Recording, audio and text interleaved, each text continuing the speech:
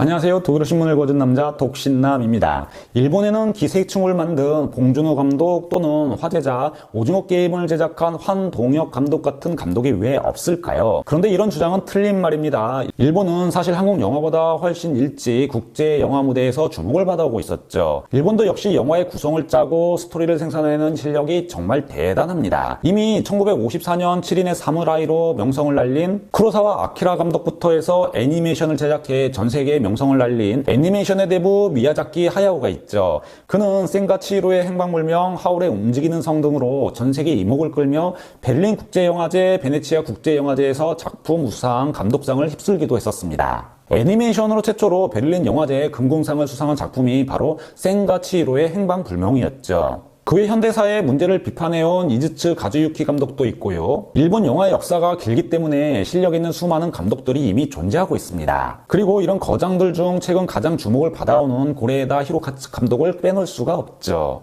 그가 독보적인 이유는 데뷔 시작부터 국제적으로 명성을 떨쳤기 때문입니다. 1995년 환상의 빛을 시작으로 감독에 데뷔한 그는 베네치아 영화제에서 각본상을 수상하며 그의 커리어를 시작하죠. 출발선부터 이미 유명 인사였던 겁니다. 그의 첫 작품은 조용하고 섬세하죠. 그렇게 정적이고 정교한 미장센을 선보였던 그는 변심도 가감했습니다. 그의 작품 아무도 모른다 원더풀 라이프에서는 다큐 스타일의 작품을 고집했고요. 가족을 주제로 다룬 걸어도를 통해 또 한 번 변신하게 되죠. 그는 그 후 작품 어느 가족을 통해 칸 영화제에서 황금 종려상을 수상합니다. 흥행도 기록의 연속이었죠. 해외에서만 6천만 달러의 수익을 얻게 됩니다. 작품과 흥행 모두 성공시킨 일본의 감독이죠. 그런데 그의 작품들은 시청자들에게 스크린상에서 배우의 감정을 강렬히 쏟아내지는 않습니다. 내가 어떤 감정이야, 이런 감정을 알아줘 하고 강요하지는 않죠. 그럼에도 시선을 늘 집중하게 만듭니다. 영화의 톤은 밝은 것 같지만 늘 쓸쓸함과 어딘가 모를 싸늘함이 존재하죠. 정말 오묘한 영화를 만들어내는 탁월한 재능을 가지고 있습니다. 그는 늘 소외된 가족과 인생을 다루었고요. 이 과정 중 빈곤, 아동학대 등 사회 한 구석에 남아있는 불편한 모습들이 재조명되기도 합니다. 일본인들이 대면하기 싫은 소재들을 계속 영상에서 그려내고 있었던 거죠. 현재 배두나, 송강호, 아이유 등과 함께 CJ 엔터테인먼트가 투자한 영화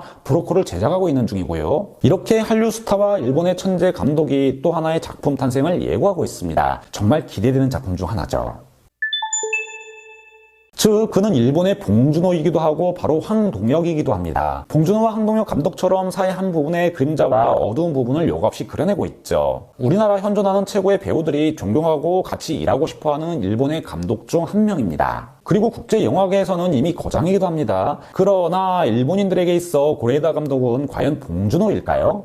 일본에서 그는 누구이고 어떤 감독인지 알려주는 독일어 기사가 있습니다. 그의 천재적 예술성이 외면되는 현실을 비판하고 있는 것이죠. 이를 좀 더 자세히 다루기 위해 그의 과거 작품 어느 가족을 다시 뒤돌아봐야 하고요. 그래서 2018년 당시 기사를 둘러봐야 하는데요.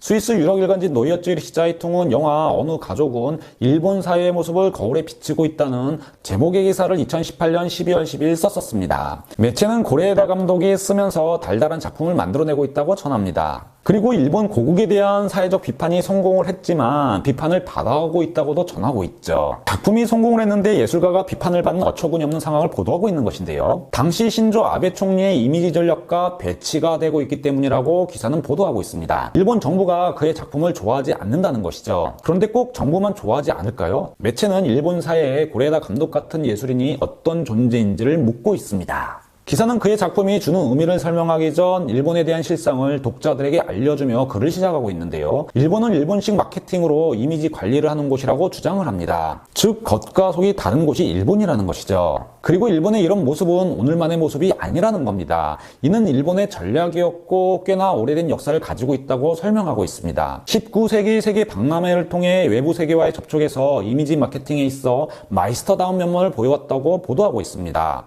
19세기부터 일본이 그래왔다. 이게 무슨 말인가 하실 텐데요. 이 부분에 대해서는 이미 제가 영상을 제작해 설명드렸던 적이 있었는데요. 왜 유럽은 일본을 동경했을까라는 영상이었죠. 당시 고흐가 일본을 동경했던 미술사의 한 장면을 소개해드리며 유럽에게 일본은 당시 어떤 나라였는지를 잠시 언급해드렸던 적이 있었습니다. 그런데 유럽이 그렇게 일본을 동경하게 된 계기 중 하나가 유럽에 알려진 일본의 모습을 담은 사진들이었죠. 독일어 신문 디 벨트지는 당시 그런 일본의 모습은 이미지 마케팅이었다 설명하고 있습니다. 좋게 말해 그랬다는 것이고요. 직설적으로 얘기하면 많은 일본의 모습이 조작되었다는 것이죠. 오늘 소개해드리고 있는 노이어쭈리 시자이퉁의 지적, 이미지 마케팅의 마이스터라는 말은 바로 이런 일본의 과거가 어떻게 이미지를 만들어 왔는지 그 배경을 언급하고 있는 것인데요. 일본은 본 모습을 보여주기보다 좋은 이미지를 포장하는 쪽에 신경을 많이 써왔다는 겁니다. 그리고 이 분야의 마이스터 대가였다는 것이죠. 기사는 마이스터라는 단어를 꼭 집어 설명하고 있습니다. 그리고 매체는 오늘날 아베 총리 내각의 이미지 전략도 이해 못지않다고 보도하고 있습니다. 그럼 오늘날 일본은 어떤 식으로 이미지 마케팅을 하고 무엇을 가리기 위해 노력할까요? 매체는 벚꽃부터 해서 외국인들이 흔히 생각하는 일본에 대한 이미지를 나열하고 있습니다. 기사는 일본의 벚꽃 이미지는 외국 관광객들이 항상 다시 오고 싶도록 만드는 역할을 하며 일본의 청결, 안전, 시간엄수, 공손, 친절, 그리고 서비스 정신은 세계 최고라고 설명을 하고 있습니다. 그런데 매체는 오늘날 이 모든 이미지들이 깨지고 있다고 전하고 있습니다. 기사는 이 섬나라는 여전히 세계에서 가장 잘 사는 나라 중 한 곳이지만 일본의 경제는 이미 암, 즉 중병에 걸려있는 상태라고 보도하고 있습니다. 도시의 공원에는 노숙자들이 가득 차 있고 은퇴한 사람들은 최소한의 돈으로 생활을 하는 곳이 일본이라고 설명하고 있습니다. 또한 젊은이들은 파트타임으로 일을 하고 있으며 평생 직장은 이제 옛날 일이 되었다고 주장하고 있습니다. 무엇보다 많은 직장인들의 월급은 유럽에 비해 비교적 적으며 사회적 간극은 계속해서 커져가고 있다고 밝힙니다. 그럼에도 일본은 이미지를 가꾸는데 우선시하고 있다 설명하고 있는데요. 그럼에도 도쿄와 일본은 자신들이 이렇게 국제적이고 세계인들에게 열려있는 곳 바로 오픈된 일본이라는 것을 강조하고 있는 듯 보인다고 보도하고 있습니다. 그러나 일본은 사실 관용이었고 외국인 적대적이며 일상이 된 차별에 대한 외침이 존재하는 곳이라고 강조하고 있죠. 그냥 훅 들어가죠. 이 기사의 특징이 칭찬을 하다가 직설적으로 비판하고 반어법을 아주 많이 사용하고 있습니다. 그리고 여기서 기사는 아주 뼈 때리는 주장을 합니다. 하이테크놀로지, 망가, 스시, 그리고 벚꽃의 나라 일본을 여행할수록 현실 세계의 일본을 보게 된다고 밝히고 있습니다. 특히 사람에 관한 스토리를 만나게 된다고 설명을 하고 있는데요. 무슨 말일까요? 사람에 관한 스토리라는 것이. 기사는 그러면서 바로 고레에다 히로카즈 감독에 대해 설명하고 있습니다. 이런 일본의 그림자와 부조리한 모습을 지적하고 있는 영화인이 바로 고레에다 감독이라고 주장을 하고 있는 것이죠. 기사는 고레에다 감독은 아이들이 중심인 가족 영화로 유명하다고 설명합니다. 또한 그의 영화는 심리적 깊이를 보여주는 작품으로 가득 차 있다고 보도하고 있죠. 그리고 그의 최신작 어느 가족은 아이들의 출산이 적은 그 나라에서 어린이가 중심적인 역할을 하는 영화라고 밝히고 있습니다. 매체는 이 작품은 칸느 영화제에 황금 종려상을 수상했으며 사회 가장 아래 끝에서 행복하게 살아가는 가족의 얘기를 담고 있다고 설명하고 있습니다.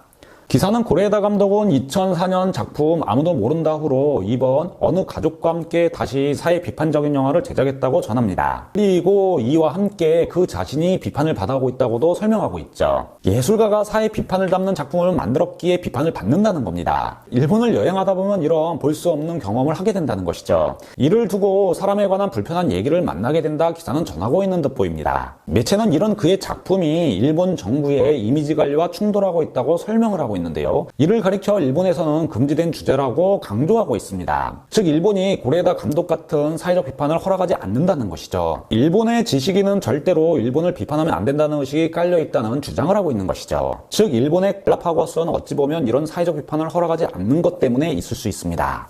이런 일본인들 특유의 의식은 다른 언론사의 보도를 봐도 여실히 나옵니다. 독일 유럽 주간지 슈피겔은 고레에다 감독의 어느 가족을 상세히 보도함이 있습니다. 영화 감독으로서 세계 최고의 상인 칸느 황금 종려상을 수상했는데 일본 언론은 그를 혹독하게 비판하고 있는 건데요. 독일 신문은 세계에 뛰어난 감독 중 한 명 고레에다 감독을 비판하고 있는 일본 언론의 이런 태도를 비판하고 있는 겁니다. 고레에다 감독의 일본 사회 비판을 일본 언론이 이렇게 비판하고 또 그 비판을 독일 언론이 비판하는 보기 드문 현상이 나타나고 있는 거죠. 기사는 일본은 영화적 퍼즐 게임을 연출하는 데 있어 천재적인 재능을 가지고 있다고 일본 영화 산업의 특징을 호평하고 있는데요. 그리고 피는 물보다 진한가? 아니다. 가족은 꼭 피로 표현되는 혈육으로만이 이루어지는 것은 아니다라는 것을 고레에다 감독이 말하고 있다 전합니다. 그리고 이 과정 중 일본 사회의 가장 끝편에 있는 사회의 로맨틱한 연출은 인간다운 면모를 끌어내고 있다고 평가하고 있죠. 그러나 매체는 이런 고레에다 감독의 예술이 비판받고 있다는 사실에 문제 제기를 하고 있습니다. 기사는 아사히 신문의 평론 그는 일본의 치부를 보여주고 있다는 말을 인용 보도하고 있습니다. 더욱이 고레에다 감독이 이번 작품 제작을 위해 일본 정부로부터 지원금을 받았다는 아사히 신문의 비판 내용을 전달하고 있습니다. 프리겔즈는 유럽에서 보조금을 받고 정부를 비판하는 영화를 제작하는 것이 일반이며 이런 유럽의 가치를 일본이 인정하면 좋겠다는 고레에다 감독의 말을 전하고도 있는데요. 즉 일본에서는 국가 보조금을 받으면 절대로 일본 사회 비판을 담는 예술 작품을 만들면 안 된다는 분위기라는 것이죠. 예술의 자유와 창작의 자유를 일본은 스스로가 제한하는 사회라는 것을 보여주는 대목입니다. 오히려 사회 부조리를 고발해야 하는 일본 언론이 이렇게 고레에다 감독을 비판하고 있는 모습, 이런 아사히 신문의 보도 태도를 독일 언론은 집중적으로 다루고 있습니다. 아사히 신문의 이런 보도 내용이 일본 사회의 실체를 여과없이 보여주고 있다는 것이죠. 일본 사회의 지성인들의 보편적인 모습이 정말 무엇인지 묻고 있는 겁니다. 즉 봉준호 같은 일본인 감독은 존재하고 있지만 일본 사회와 일본인들에게는 봉준호 같은 감독이 존재하지 않고 있다는 겁니다. 일본 사회의 지성인이란 과연 무엇일까요? 지금까지 독일어 신문을 읽어준 남자 독신남이었습니다.